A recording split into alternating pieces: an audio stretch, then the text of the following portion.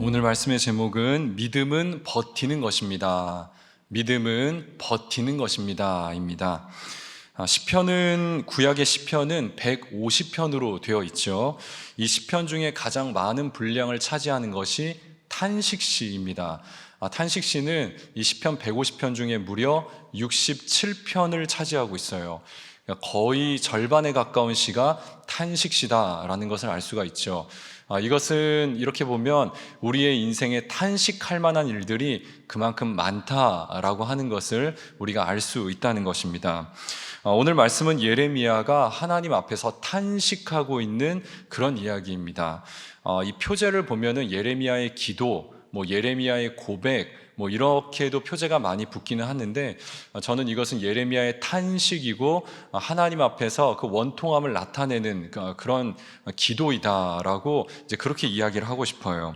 오늘 말씀 20절을 보시면은 이렇게 말씀이 되어 있습니다. 나의 원통함을 주께 아뢰었사오니 그들에 대한 주의 보복을 내가 보리이다. 하나님, 내가 지금 원통합니다. 하나님, 내가 억울합니다. 이게 세 번역으로 보면 억울합니다 라고 번역이 되거든요. 하나님 앞에서 지금 억울하다고 나의 마음을 지금 탄식하면서 이야기를 하고 있는 겁니다. 그러면은 무슨 억울한 일을 당했을까? 21절을 보세요. 너는 여호와의 이름으로 예언하지 말라. 두렵건대 우리 손에 죽을까 하노라. 여러분, 예언자의 사명은 무엇이죠? 하나님의 말씀을 받아서 전하는 게 예언자의 사명입니다. 근데 그 예언을 하지 말래요. 입을 막아버리는 겁니다. 그러니까 예언자가 지금 억울합니다. 그리고 이 일 때문에 내가 지금 협박을 받고 있으니까 하나님, 나는 억울합니다. 주님께 소명받아가지고 이 일을 그대로 하는 것뿐인데 왜 이것 때문에 내가 핍박을 받고 살해 위협을 받아야 되는 겁니까? 지금 억울하다고 하나님한테 항변하고 있는 거예요. 자, 예레미야가 그러면 무슨 예언을 했길래 이제 이런 협박을 받았느냐? 예레미야 7장 4절에 가서 보시면은 이제 예레미야가 성전을 비판하는 내용들이 나오거든요.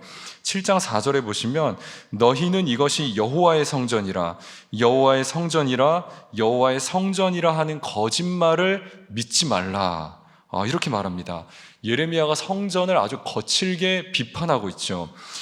예레미야가 성전을 비판했다는 이유, 성전을 모독했다는 이유로 위협을 받고 있었다는 겁니다. 이 성전은 유대인들에게는 아주 목숨처럼 소중한 곳이었죠. 이곳은 하나님이 계신 곳이다. 그리고 이곳은 하나님을 예배하는 거룩한 처소이다. 그렇게 철석같이 믿었거든요. 그런데 예레미야는 이 성전을 향해서 이건 성전이 아니다. 이곳은 타락했어. 거짓말하지 마. 이렇게 아주 거칠게 이야기를 하니까 이게 굉장히 불편하게 들려졌다는 거예요. 우리가 어제 스데반의 순교에 대해 말씀을 들었지 않습니까? 우리 담임 목사님을 통해서 지금 3주간 스데반의 설교에 대해서 말씀을 듣고 있는데요. 이 스데반이 돌로 맞아 죽게 된 이유도 무엇이었습니까? 성전을 비판했죠. 이 성전에는 하나님이 계시지 않는다. 하나님은 성전에만 머물러 계시는 분이 아니시다. 그러면서 성전에 대해서 아주 신랄하게 이야기를 하니까 이것이 유대인들을 자극하게 되었고 유대인들에게 돌에 맞아 죽게 되는 그런 일을 겪게 되었잖아요. 지금 예레미야도 똑같은 설교를 하고 있는 거예요. 예레미야 23장 24절에 이런 말씀이 있습니다. 여호와가 말하노라 나는 천지에 충만하지 아니하냐. 자, 다시요. 여호와가 말하노라 나는 천지에 충만하지 아니하냐. 예레미야는 하나님이 어떤 분이신지를 아주 정확하게 알고 있었습니다. 하나님은 영이시다. 하나님은 지금 이 성전에만 머물러 계시는 분이 아니시다. 영이시기 때문에 지금 어디에나 무소부재한, 이 신학적 용어로 무소부재하다고 하는데 어디에나 계시는 하나님이시다. 그러니 이곳에만 머물러 있다고 말하지 마라. 이런 이야기를 하는 것이거든요. 그런데 유대인들은 어떻습니까? 유대인들은 하나님이 이 성전에만 계신다고 믿었고 그렇게 가르쳤고 또 종교인들은 여기서 나오는 그 많은 제물들, 희생 제물을 통해서 이걸 통해 자신들의 이득을 취하는 그런 일들을 하고 있었다는 거예요. 여러분, 성전의 본래 기능은 하나님을 예배하는 것이죠. 하나님의 말씀을 듣는 겁니다. 그리고 이 말씀을 통해 나를 돌이키고 회개하고 자복하고 주의 뜻대로 살아가도록 내 삶을 교정하는 자리가 성전의 자리입니다. 주의 말씀을 깊이 묵상하는 것이죠.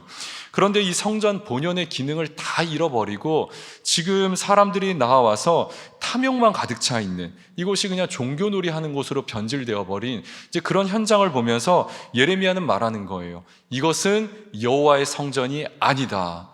이것을 여호와의 성전이라고 말하지 마라. 너희는 거짓말하지 마라. 아주 거칠게 비판하고 있었다는 거예요. 자, 그러자 아나돗 사람들이 들고 일어나서 예레미야를 핍박하는 겁니다. 19절 말씀을 보세요. 나는 끌려서 도살당하러 가는 순한 어린 양과 같으므로. 지금 예레미야가 내가 지금 끌려가는 도살장의 어린 양과 같이 내가 지금 그렇게 억울하게 당하고 있습니다 라고 지금 이야기를 하는데, 여러분 이 말씀 도살장에 끌려가는 어린 양같이, 이거 어디서 많이 들어본 말씀 같지 않습니까? 이사야서 53장 7절에 있는 말씀입니다. 메시아가 고난당하는 말씀이거든요. 마치 도수장으로 끌려가는 어린 양과 털 깎는 자 앞에서 잠잠한 양같이 그의 입을 열지 아니하였도다. 이거 여호와의 종 메시아가 고난당하는 모습을 마치 어린 양이 지금 끌려가는, 도살장에 끌려가는 어린 양과 같다, 지금 그렇게 묘사를 하고 있는 것이거든요. 지금 예레미야가 그렇게 내가 지금 고난당하고 있다, 어린 양처럼 내가 지금 끌려가고 있다, 내가 죽임당하게 생겼다, 이런 이야기를 하는 거예요. 여러분 예레미야의 이 모습이 지금 누구를 닮아 있는 겁니까? 예수님의 모습, 예수님의 모습을 닮아 있는 거예요. 예레미야는 지금 예수님의 모습을 보여주고 있죠. 예수님도 그 십자가에 달려서 돌아가셨을 때 그 죄목이 성전을 모독했다는 죄였습니다. 내가 이 성전을 헐고 사흘 만에 다시 짓겠다, 이런 이야기를 하거든요. 지금 이 성전은 헤롯이 지었는데 원래 있던 성전을 증축을 했습니다. 유대인들의 환심을 사기 위해서. 근데 이 성전을 증축하는데 무려 70년이나 걸렸어요. 근데 이 70년이나 걸려서 지은 이 화려한 성전을 네가 뭔데 사흘 만에 다시 짓겠다고, 더군다나 하나님이 계시는 이 성전을 네가 헐어버리겠다고 사람들이 분에 차가지고 예수님을 잡아다가 십자가에 못 박아 죽였다는 겁니다. 여러분 지금 예레미야는 예수님의 그림자 역할을 하고 있었다는 거예요. 자, 그러면 여러분 이 예레미야를 핍박했던 아나돗 사람들, 그럼 이 사람들은 도대체 누구이길래 예레미야를 이렇게 핍박할까요? 이 아나돗 사람들은 예레미야와 고향 사람들입니다. 오늘 말씀 이 예레미야의 가장 첫 1장 처음에 가서 보시면은 예레미야는 아나돗 사람이라 이렇게 나오거든요. 이 아나돗 사람들은 제사장 사람들이었습니다. 그러니까 성전의 최중심에 있는 사람들이에요. 근데 이 사람들이 이제 성전을 비판하는 이야기를 들으니까 불편한 것이죠. 그래서 예레미야의 입을 막고자 했다는 겁니다. 그리고 예레미야도 아나돗 사람이니까 제사장인 거거든요. 똑같은 목사끼리인데 목사가 와서 교회를 위해 좋은 얘기를 하지 않고 막 교회를 비판하고 힘든 이야기들을 하니까 빨리 이 사람 입 막아버리자 하고 손절하는 겁니다. 이 사람은 잘못하다가 이 사람이랑 우리가 도매금으로 넘어가겠다. 그래서 예레미야와 손절하는 지금 그런 장면이라는 것이죠. 여러분, 이것이 이제 예언자의 아주 고된 숙명이거든요. 이 예언이라고 하는 말은 맡을 예, 말씀 언자를 써서 말씀을 맡아서 전하는 자, 이게 예언자입니다. 그러니까 예언자가 하는 말은 무엇일까요? 하나님이 말씀을 맡겨줘요. 그러면 이 말씀을 그대로 가감 없이 한 자를 더하거나 빼거나 그럴 것 없이 자의적으로 해석해서 이 말씀을 그냥 대충 물타기해서 전하거나 할 수 없고 있는 그대로 전하는 것이 예언자의 숙명이라는 거예요. 여러분, 그런데 하나님의 말씀이라는 게 우리를 위로하고 격려하고 그런 말씀만 있는 거 아니잖아요. 때로는 우리를 깊이 찌르고 때로는 우리를 아주 호되게 책망하기도 하고, 그러면 예언자는 어떻게 해야 됩니까? 그러면 사람들의 반응을 생각하면 안 되고 있는 그대로 전해야 되는 것이거든요.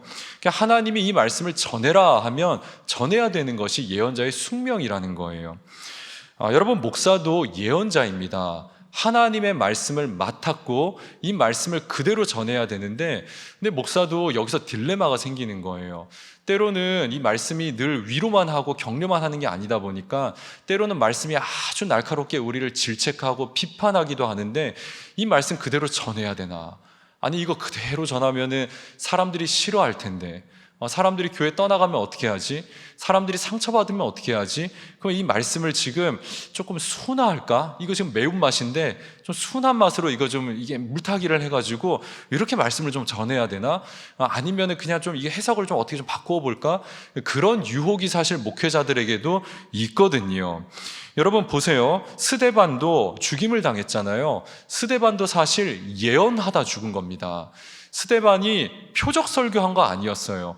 지금 보면 스데반이 성령이 충만했다라고 이야기하잖아요. 하나님을 봤거든요. 스데반이 성령이 충만해서 지금 말씀을 전하는데 이 말씀은 예언적 설교였다는 겁니다. 하나님이 주시는 이 말씀과 영감을 가지고 이걸로 말씀을 전하니까 사람들 안에 있었던 그 더러움들과 탐욕과 모든 욕심들이 다 드러나는 거예요. 그러니까 사람들이 어떻게 하는 겁니까? 지금 막 이를 갈면서 소리를 지르면서 그만 말해! 이러면서 뛰어와가지고 돌로 쳐 죽이는 지금 그런 장면이거든요. 여러분, 그런데 지금 사람들이 지금 뛰어오는, 스데반을 죽이려고 뛰어오는 이 모습이 저는 꼭 귀신처럼 보였습니다. 여러분, 복음서를 잘 보세요. 복음서에서 귀신들이 예수님이 나타나잖아요. 소리를 지르고 싫어합니다. 당신이 뭔데 나한테 오십니까? 나에게서 떠나가십시오. 당신과 나와 무슨 상관이 있습니까?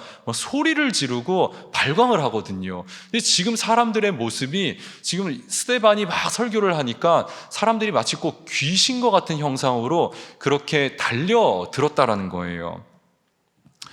여러분, 성도는 어떤 사람들일까요? 성도도 예언하는 사람들이에요. 성도도 그러면 아니 내가 어떻게 목사입니까? 내가 말씀을 어떻게 전해요? 말씀이 어디에 있는데요? 저는 직접 말씀 받은 게 없는데요. 직통 계시를 얘기하는 게 아니고요. 여러분들의 손에 뭐가 들려 있습니까? 성경이 있습니다. 기록된 하나님의 말씀이 있는 거예요. 이 말씀을 읽고 이 말씀을 깨닫고 이 말씀대로 살아낼 수 있는 능력을 허락해 주십시오 기도하잖아요. 그리고 이 말씀대로 우리가 가르쳐야죠. 부모는 자녀에게, 교회학교 교사는 아이들에게, 청년들 셀 리더는 자기 셀원들에게, 우리 구역장들은 우리 구역 식구들에게 바로 말씀을 전해야 되는 거 아니겠습니까? 여러분, 교회가 요즘 왜 무너지는 겁니까? 교회가 뭐 프로그램이 부족합니까? 돈이 부족합니까? 그게 아니에요. 교회가 하나님의 말씀을 잃어버리고 있으니까 교회가 바른 길을 가지 못하고 온갖 사람들의 말과 사람들의 생각들이 들어오면서 교회가 조금씩 무너져 가고 있다라는 겁니다. 오늘 성경은 말씀을 하고 있는 거예요. 너희가 하나님의 말을 하고 있느냐? 너희가 진짜 주님의 몸된 교회를 교회답게 만들어가고 있느냐? 오늘 말씀은 말하고 있다는 것입니다.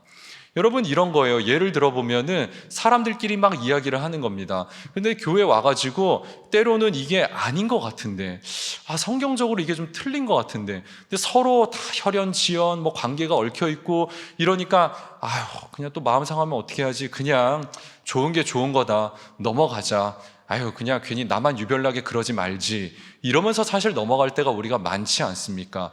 그래서 교회가 오히려 시끄럽고 무너질 때가 더 많다라는 거예요.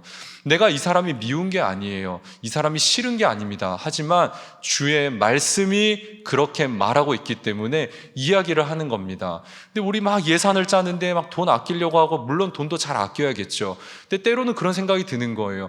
우리 한번 얘기를 해봅시다. 저는 성경을 읽어보니까 천국은 잔치집과 같다고 하던데, 잔치집은 풍성한 곳인데, 그러면 우리가 한 영혼이 천하보다 귀하다고 하던데, 그러면 이 영혼을 구하는데 그 예산을 조금 더 풍성하게 많이 먹이고 입히는데 좀 써야 하지 않을까요? 예산 이거 부족하면 어떻게 합니까? 아니, 그런데 성경을 또 보면 우리 하나님 풍성하셔서 예산 부족하면 또 채워주신다라고 말씀하시고 있던데, 그럼 우리가 조금 믿음대로 한번 해보면 어떻겠습니까? 여러분, 이게 예언이라는 거예요. 예언이 직통계시가 아닙니다. 성경을 읽으면서 깨달은 바를 함께 나누는 것, 여러분, 이것이 예언이라는 것이죠. 여러분, 그런데 예언자적인 말을 하면 대부분 사람들은 어떻습니까? 싫어해요. 사람들이 그렇게 썩 좋아하지는 않습니다. 그러다 보니까 세상은 어떻게 흘러가는 겁니까? 의인들이 득세하는 게 아니라 악인들이, 또 아주 그냥 처세에 빠르고 또 기회에 능한 기회주의자들이, 배신자들이 득세하는 것이 오늘날에 우리가 살아가는 현실이라는 것이죠. 여러분, 그래서 예레미야는 하나님 앞에서 또 탄식하는 거예요. 자, 12장 1절 하반절을 보시면은 악한 자의 길이 형통하며 반역한 자가 다 평안함은 무슨 까닭이니까. 또 2절 말씀을 보시면 그들의 입은 주께 가까우나 그들의 마음은 머니이다. 하나님, 저들이 하나님을 사랑한다고요? 하나님은 우리의 중심을 꿰뚫어 보시는 분이시잖아요. 그런데 저들은 겉으로는 하나님 사랑한다 하지만은 실제로 그 마음속으로는 하나님의 말씀에서 그 마음에서 멉니다. 이들은 악인들이에요. 하나님을 배신하는 자들이에요. 근데 저들이 득세하고 있잖아요. 저는 지금 하나님의 말씀을 온전히 믿고 따르겠다라고 이렇게 전하고 있는데 나는 이렇게 고생하고 있는데 하나님, 도대체 뭐가 맞는 겁니까? 하나님한테 탄식을 지금 하고 있는 거예요. 그러니까 하나님이 뭐라고 말씀하시느냐? 5절 말씀 보세요. 만일 내가 보행자와 함께 달려도 피곤하면 어찌 능히 말과 경주하겠느냐? 내가 평안한 땅에서는 무사하려니와 요단강 물이 넘칠 때에는 어찌 하겠느냐? 하나님이 말씀하시는 거예요. 예레미야야, 너 지금 그거 가지고 힘들다고 하면 안 된다. 너 앞으로 이거보다 더 힘든 일이 비일비재할 텐데 앞으로 어떻게 할 건데? 너 지금 앞으로 말과 뛰어야 할 때도 있을 것이고 때로는 막 홍수가 나가지고 물이 넘쳐가지고 너 아주 고생을 할 때도 있을 터인데 그러면 앞으로 그때는 어떻게 할 건데? 너 이거 가지고 지금 힘들다고 하면 안 된다. 너 버텨야 된다. 이렇게 말씀하고 있는 거예요. 여러분, 이 말씀은 꼭 하박국서의 말씀과 같습니다. 하박국 선지자가 악인들의 형통함에 대해서 하나님한테 따지듯이 묻거든요. 하나님, 악인들이 형통함이 어찌 된 일입니까? 이렇게 물으니까 하나님이 이렇게 대답을 하시죠. 오직 의인은 믿음으로 말미암아 살리라. 오직 의인은 믿음으로 말미암아 살리라. 여러분, 세상이 악해요. 악인들이 번성합니다. 그렇지만 의인은 무엇으로 산다고요? 믿음으로. 여러분, 믿음으로 산다는 게 무엇일까요? 믿음은 무엇이죠? 믿음은 밑힘입니다. 밑힘, 밑에서부터 나오는 힘, 저력을 의미하죠. 여러분, 배가 물 위에 안정적으로 떠 있으려면 어떻게 해야 되는지 아십니까? 배 밑에 짐이 있어야 돼요. 이거를 이제 그 바닥짐이라고 이야기를 하거든요. 배의 무게 중심을 좀 잡아주는 것인데 이게 배가 너무 가벼워서 이렇게 올라가게 되면 흔들리게 되겠죠. 적당하게 가라앉아서 물 속에 있어야 되고 또 이 배가 흔들리지 않고 가려고 하면 밑에 바닥짐이 있어야 되는 거예요. 여러분, 믿음은 바닥짐이라는 겁니다. 믿음은 우리를 흔들리지 않게 잡아주는 밑힘, 저력이라는 것이죠. 제가 운동을 시작한 지가 1년 6개월이 되었습니다. 여러분, 제가 좀 이게 몸이 좀 좋아진 것 같지 않습니까? 제가 운동을 열심히 웨이트 트레이닝을 이렇게 하고 있는데 제가 운동을 해보니까 운동은 버티는 게 중요하더라고요. 이 무게가 굉장히 무겁거든요. 제가 지금 100kg 넘게까지 들고 있는데 이 무게를 드는 것은 버티는 거예요. 근데 그 무게를 들 때, 버틸 때 근육이 찢어지는 겁니다. 찢어지고 아물고 찢어지고 아물고 하면서 근육이 성장하게 되는 것이거든요. 제가 운동을 하면서 이 믿음의 원리를 좀 많이 깨닫게 되었어요. 믿음도 똑같겠다. 여러분, 믿음은 버티는 거예요. 하나님이 우리 가운데 고통을 주실 때가 있습니다. 때로는 이유 모를 고난이 올 때가 있어요. 근데 그때마다 어떻게 하는 거예요? 버티는 거예요. 버티는 겁니다. 그러면서 물론 내가 이 고난을 통해 가지고 힘들겠죠. 내 마음이 막 찢어지죠. 고통스러워서 절규하죠. 하지만 이 시간을 통해서 내가 자라고 내가 성숙하고 하나님을 더 바라보게 되고 하나님을 신뢰하게 되는 것. 여러분, 이것이 믿음의 사람들이라는 거예요. 우리의 믿음이 성장하고 성숙해가는 과정이 이와 같다라는 것이죠. 예레미야 1장 18절을 보시면 하나님이 예레미야를 예언자로 부르시면서 이런 말씀을 하십니다. 내가 너를 견고한 성읍, 쇠기둥, 노성벽이 되게 하겠다. 내가 너를 견고한 성읍, 쇠기둥, 노성벽이 되게 하겠다. 예레미야야, 앞으로 네가 예언자의 이 일을 감당하다 보면 때로는 고난이 올 것이고 때로는 괴로운 일이 올 것이며 네가 지금과 같이 이렇게 살해 위협을 당하는 이런 많은 어려운 일들을 당할 수도 있겠다. 하지만 걱정하지 마라. 내가 너를 단단하게 해줄게. 내가 너와 함께 할게. 물론 하나님이 예레미야를 지켜주시겠죠. 보호해 주시겠죠. 하지만 예레미야도 견뎌야 되는 거예요. 그 시간을 견디면서 단단해지는 것이죠. 하나님을 더욱 신뢰하게 되는 것이죠. 이전에는 이 조그마한 일 가지고 막 일희일비했었는데 이제는 조금 더 큰 일, 내가 어떤 큰 일을 당해도 일희일비하지 않고 오직 하나님을 신뢰하는 단단한 사람, 믿음의 사람이 될 것이라고 하나님이 예레미야에게 약속하고 계셨다는 것입니다. 사랑하는 성도 여러분, 여러분 지금 탄식하고 계십니까? 믿음을 가지시고 버티시기 바랍니다. 버티는 것도 믿음이에요.